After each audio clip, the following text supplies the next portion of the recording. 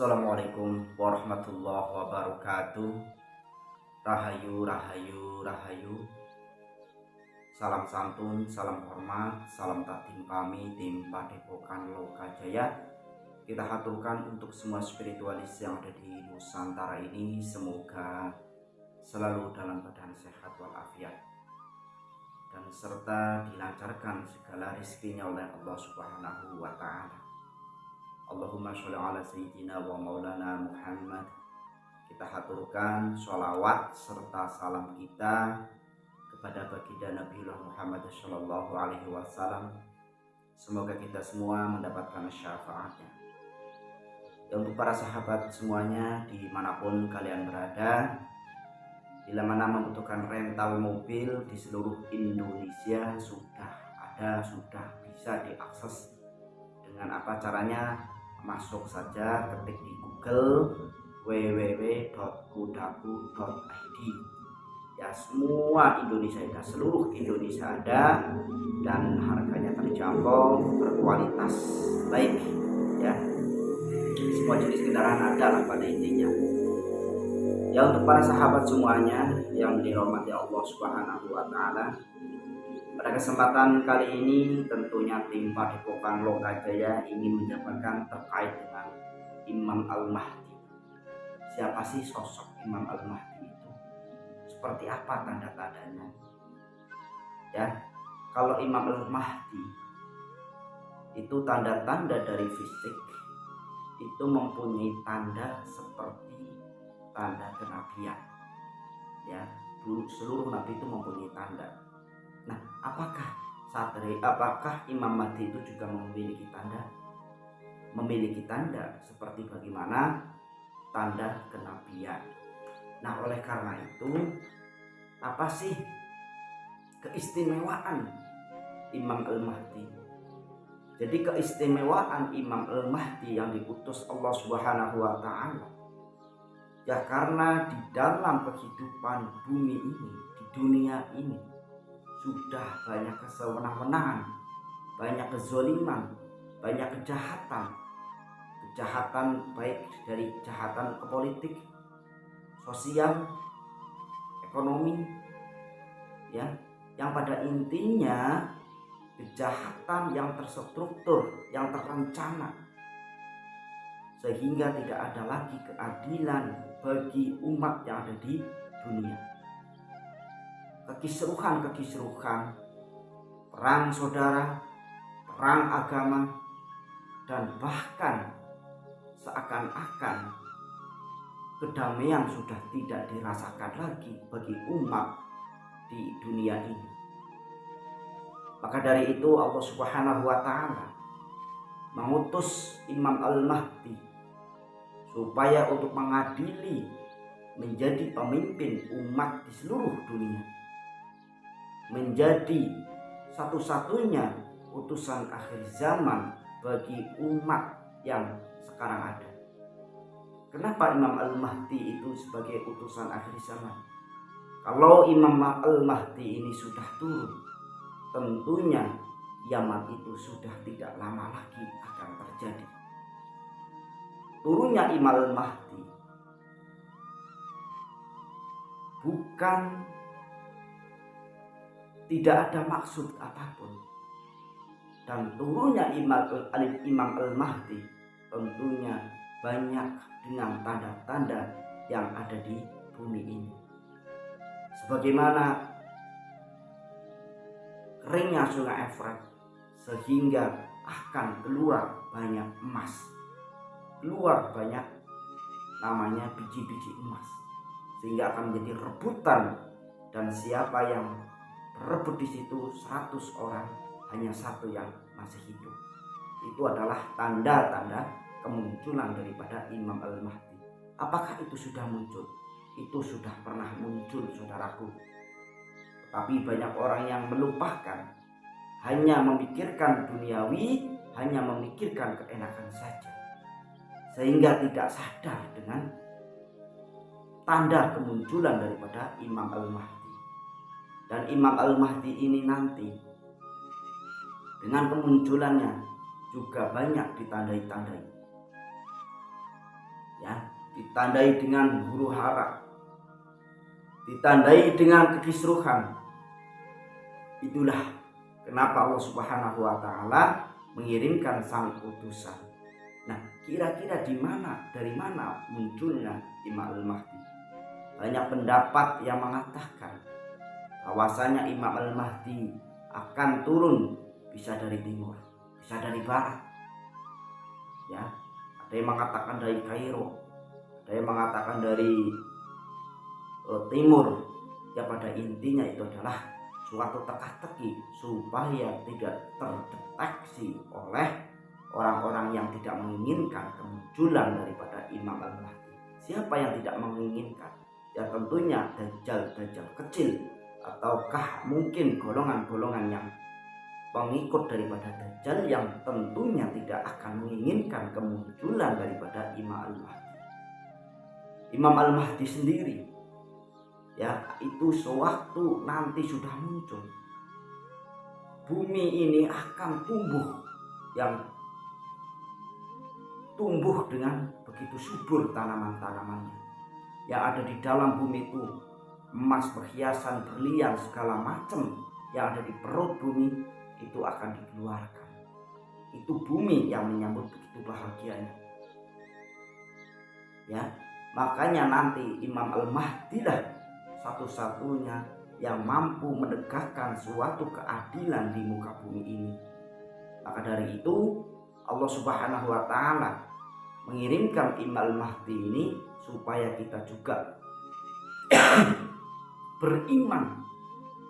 Dan nanti juga Isa juga akan turun dan Imam Al-Mahdi nanti akan memanggil Nabi Isa supaya Nabi Isa ini dijadikan imam ketika sholat. Nanti pas turun Nabi Isa itu menurut hadis pas saat sholat, sehingga Imam Al-Mahdi menyuruh Nabi Isa untuk menjadi pemimpin sholat atau menjadi imam sholat, tetapi Nabi Isa itu menolak dan menyuruh Imam Al-Mahdi untuk menjadi imam. Itu apakah ini sudah mendekati dengan kemunculannya? Dengan kemunculan ditanda-tanda dengan gerhana awal Ramadan itu akan ada gerhana bulan. Di akhir Ramadan akan ada gerhana matahari. Itu menurut Al-Hadis. Apakah ini sudah ada? Kemarin kita menyaksikan di Ramadan kemarin ini. Ya wallahu a'lam bishawab. Semua itu adalah hanya Allah yang mampu menjawab, hanya Allah yang tahu segala sesuatu baik yang ada di bumi maupun ada di langit. Tetapi sebagai umat manusia kita juga harus mencari, kita harus mengerti dengan tanda-tanda kemunculan yang sudah dikatakan oleh Rasulullah SAW. Supaya apa? Supaya keimanan kita, ketakwaan kita kepada Allah Subhanahu wa taala itu semakin bertambah. Kalau kita ternyata tergelincir dari golongan Imam Al-Mahdi, kita akan lari ke golongan Dajjal yang tentunya itu dilaknati oleh Allah Subhanahu wa taala. Dan masih banyak lagi tanda-tanda kemunculan daripada Imam Al-Mahdi. Yang tadi salah satunya gerhana bulan di awal Ramadan, gerhana matahari di tengah atau di akhir Ramadan, dan nanti akan ada bintang berekor juga akan muncul selama 7 hari, dan api juga akan muncul dari timur selama 7 hari. Api yang begitu besar. Nah, api ini bisa dikatakan bisa mungkin bom nuklir atau semacamnya, atau medan gunung, atau dari gas, sumber gas yang muncul dari perut bumi. Itu bisa juga seperti itu. Bukan sesuatu yang ada di bumi ini nanti akan berbicara, mengatakan, memberitahu tentang kemunculan daripada Imam Al-Mahdi dengan tanda-tanda yang sudah disebutkan tadi.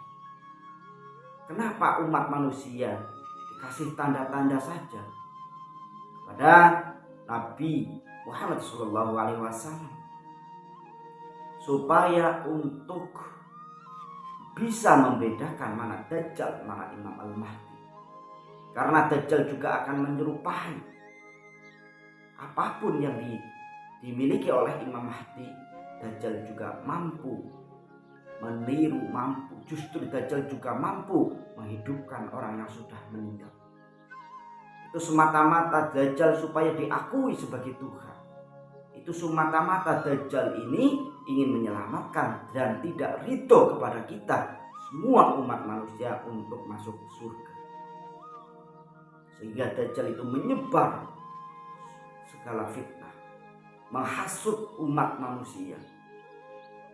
Ya, itu sifat-sifat Dajjal itu hasad, hasud, fitnah. Ya. Dan pertikaian-pertikaian yang di umat akhir zaman ini, yang kisruh di dalam agamanya sendiri, kisruh di dalam luar agamanya sendiri, tentunya kedamaian sudah tidak dirasakan. Yang ada hanyalah gelisah, bingung. Itu adalah suatu tanda-tanda juga kemunculan daripada Imam Al-Mahdi. Kesewenang-wenangan itu artinya. Dan hari terasa lebih cepat. Ya, 1 minggu ibaratkan 1 hari. 1 hari ibaratkan 1 jam. Tanda-tanda seperti inilah yang tentunya tidak bisa dibuat-buat oleh umat manusia. Itu adalah sunatullah. Tetapi banyak orang yang mengingkari dengan tanda-tanda itu. Apalagi golongan-golongan generasi-generasi muda yang menganggap apa yang dikatakan oleh Rasulullah terkait dengan kedatangan Imam Al-Mahdi itu dianggap fiktif, dianggap hanya sebagai dongeng saja. Itu sudah termasuk orang-orang yang mengatakan seperti itu adalah orang-orang yang menjadi akan cikal bakal menjadi pengikut daripada Dajjal.